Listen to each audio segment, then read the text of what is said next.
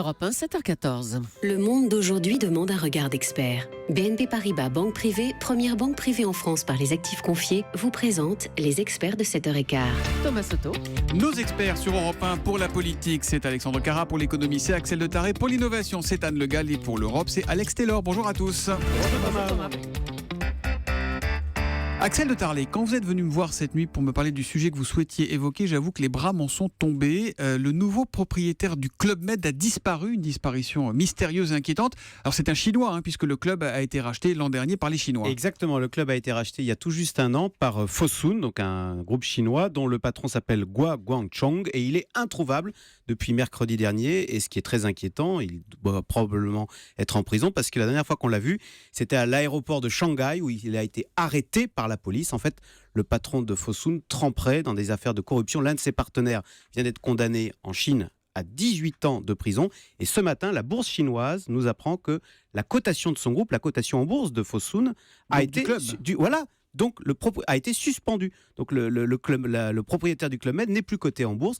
Vous imaginez quand même la détresse pour les gens du Club Med. Je me dis, mais qu'est-ce qui va devenir de nous maintenant? Oui, surtout qu'il y a quand même un petit précédent. Alors, je ne sais pas si on peut le comparer ou pas, mais le propriétaire chinois, là encore, de l'aéroport de Toulouse avait disparu, non, de la même manière. Mais c'est très comparable. Au même moment, d'ailleurs, c'est l'ironie. Les Chinois rachetaient également l'aéroport de Toulouse, souvenez-vous. Eh bien, exactement de la même façon. Depuis juin dernier, le propriétaire chinois de l'aéroport de Toulouse a disparu. Et de la même façon, il doit aujourd'hui être en prison pour les mêmes histoires de corruption. C'est quoi, c'est l'ombre de la mafia, tout ça? Ben oui, et en fait, derrière tout ça, il y a quand même beaucoup de rancœur à Toulouse, parce qu'on se dit on avait des acheteurs sérieux. Nous, on avait Aéroport de Paris, ADP, on avait Vinci qui voulait racheter l'aéroport. Et de la même façon, le Club Med, souvenez-vous, il y avait un acheteur italien. Mais à chaque fois, pour Toulouse et pour le Club Med, on a préféré les Chinois qui proposaient plus d'argent. Et de l'argent qui a une odeur, visiblement. Et voilà, pas sûr qu'aujourd'hui on referait le même choix. Et ça montre les limites du capitalisme chinois, qui en fait, il faut le dire, la Chine n'est pas un état de droit. Du jour au lendemain, vous pouvez vous retrouver en prison. Et alors même s'il faut saluer ces opérations anticorruption, parce qu'elles visent à faire quand même le ménage dans un capitalisme chinois qui est pour le moins opaque, mais dont on voit les limites. Axel, c'est assez fascinant parce qu'en fait on les arrête et on ne sait pas ce qu'ils deviennent forcément, on met du temps à le savoir. C'est exactement comme en Russie où les oligarques disparaissaient, on apprenait 15 jours ou 3 semaines plus tard qu'ils étaient en prison. Voilà. En tout cas, ça va poser un sérieux problème de gouvernance pour le Club Med. Oui, et puis pour l'avenir de la Chine, première puissance économique mondiale, est-ce que c'est un modèle viable? Alexandre Carra, vous nous parlez ce matin d'un duo qui n'a pas l'intention de faciliter la vie de Nicolas Sarkozy dans les prochains mois, loin de là. Oui Thomas, Jean-François Copé et Nadine Morano qui se sont découverts une passion commune, l'anti-sarkozysme. Une alliance affichée et ouvertement hostile à Nicolas Sarkozy. Par exemple, lors du dernier bureau politique des Républicains, ils sont venus s'asseoir côte à côte face à Nicolas Sarkozy, histoire de faire monter un peu la tension. Bon, mais il pèse quoi, Jean-François Copé et Nadine Morano? Lui, il est empêtré dans ses affaires judiciaires. Elle, elle est plus tellement en odeur de sainteté. Elle n'a même pas été tête de liste régionale. Ils ont un pouvoir de nuisance, vraiment? Eh bien Thomas, il est très loin d'être négligeable ce pouvoir de nuisance. Jean-François Copé et Nadine Morano, qui désormais se parlent souvent, réfléchissent tous les deux à la possibilité de se présenter à la primaire. Et s'il n'y en a qu'un qui y va, l'autre le soutiendra. Et comme ils défendent l'un et l'autre une ligne droitière, ils pensent que les élections régionales leur ont donné raison. Mais ils ont du monde derrière eux, ils ont des troupes au sein des Républicains? Bah oui, ils ne sont pas seuls. D'abord, tous deux ont gardé une vraie popularité chez les militants. C'est donc bien la base électorale du sarkozysme qu'ils peuvent affaiblir. Et puis surtout, ils viennent grossir les rangs de ceux qui contestent de plus en plus ouvertement le leadership du patron des Républicains. Et là, toutes les voix vont compter. D'ailleurs, ils font partie de ceux qui ont réclamé une clarification idéologique de la ligne du parti. C'est prévu parce que ce matin dans le Figaro, Nicolas Sarkozy le dit, il y aura un conseil national en février, c'est ça? Absolument. Et contraint et forcé, Nicolas Sarkozy a dû céder à la contestation. Enfin, de toute façon, quoi qu'il arrive, vous l'avez compris, la primaire chez les Républicains, ça commence dimanche soir et je peux vous dire que ça va chauffer. Il va être contesté, Nicolas Sarkozy? Il est déjà largement contesté. Dès le premier tour, alors pour l'instant on a mis tout ça un peu sous le tapis, mais dès le premier tour des régionales, tous ces choix ont été contestés et là tout le monde est en train d'affûter les armes et vous allez voir comment ça va commencer la semaine prochaine. Encore la présidentielle, ça commence vraiment dimanche soir. Alex Taylor, on va en Grande-Bretagne. Il y a une polémique en Grande-Bretagne à propos d'un champion du monde de boxe poids lourd, c'est ça?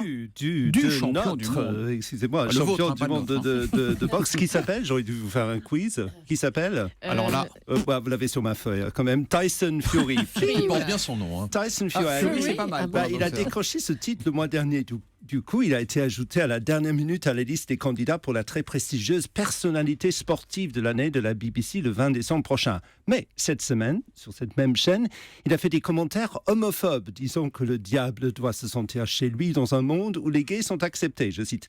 Du coup, les journalistes fouillent de plus en plus dans ses autres déclarations gratuites. Il est un peu misogyne Voilà, aussi. c'est ça. Sur les femmes, la place de la femme, vous voulez savoir ce qu'il a dit? C'est dans la cuisine ou sur le dos? Ou quand elle m'apporte une tasse de thé? Ouais, évidemment, j'imagine Jacques, que... oui. Ouais, c'est ça, même 3. C'est le cousin de Tyson en fait. Peut-être. Moi, j'imagine que ça crée un tollé là-bas. Chez vous. Et comment? Il y a une pétition de 130 000 depuis 2 jours demandant à la chaîne de retirer sa candidature. L'un des autres candidats champions olympiques de son longueur a voulu ne pas y aller pour ne pas avoir à partager la même scène que Fury. Un journaliste gay de la BBC a démissionné hier soir disant avoir honte de sa propre chaîne. La police de Manchester a ouvert hier une enquête pour incitation à la haine. Le boxeur, lui, qui s'autoproclame roi des gitans, s'en fiche. Je le cite. J'ai plus de personnalité dans mon petit doigt que les autres candidats réunis.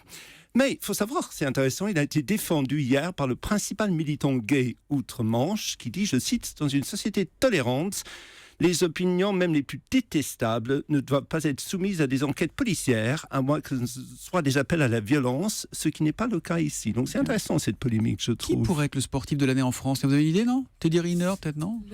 Teddy Riner. Teddy Riner, c'est pas mal, hein, il est C'est bien. qui? Oh non. Je plaisante, c'est Quand vous le provocation. croiserez dans les couloirs, vous ferez moins le malin, Alex Oh, Taylor. bah, vous ne connaissez pas notre champion de boxe? Ouais, bah nous, Teddy Riner, nous, il est malin, monsieur. Mais il est il a l'air intelligent. très gentil. Il raconte pas n'importe quoi. Et il dit pas n'importe quoi. Sinon, ça peut être Federer quand il sera français. Allez, l'innovation avec vous, Anne Le Gall. Retrouvez l'innovation du jour avec EDF. L'innovation, c'est une sonde spatiale japonaise qui a pu enfin atteindre Vénus avec quand même 5 ans de retard. Hein. Oui, Mieux elle que le est, RER. elle est en retard, cette sonde, parce qu'elle s'était perdue. Au lieu de tourner autour de Vénus, eh bien, ça fait 5 ans qu'elle était en orbite autour du Soleil à cause d'une défaillance de moteur au départ. Mais, prouesse technique de l'agence spatiale japonaise cette semaine, la sonde Akatsuki a pu être récupérée. Cela à la faveur d'un passage à proximité de Vénus. Les Japonais ont donc réussi à rallumer les moteurs de la sonde et à profiter de l'attraction de Vénus pour remettre la sonde, enfin pour mettre la sonde sur la bonne orbite, donc autour de C'est Vénus. là qu'il y a le Chinois là, qui a Allez disparu. savoir, Tu étais en train de qu'il l'a envoyé piloter. sur Vénus. Et ça sert à quoi d'observer Vénus? D'autant que je crois qu'il fait très très chaud sur Vénus. Exactement, ça sert à comprendre notre Terre parce que Vénus, c'est un peu la sœur jumelle de la Terre, c'est-à-dire même masse, même taille.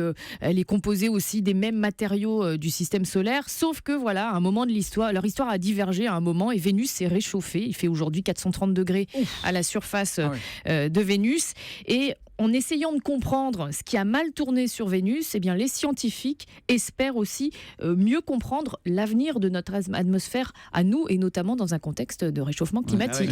Comment la température s'est emballée sur Vénus? Exactement. Il y Ça a peut le petit donner déclic, des le petit bug. arguments aux négociateurs de la Du côté du Bourget, COP21 qui ont là-bas, un peu du ça mal. peut être, là, hein. ouais, en tout cas, 430 pas, degrés, pas c'est d'accord aujourd'hui. Je vous rappelle, ce sera au plus tôt et au mieux demain, et peut-être un accord à minima, ce que nous laissez sous-entendre assez nettement lors d'Autriche tout à l'heure dans le journal de 7h. On y reviendra. Merci les experts, à lundi matin, 7h15. À lundi.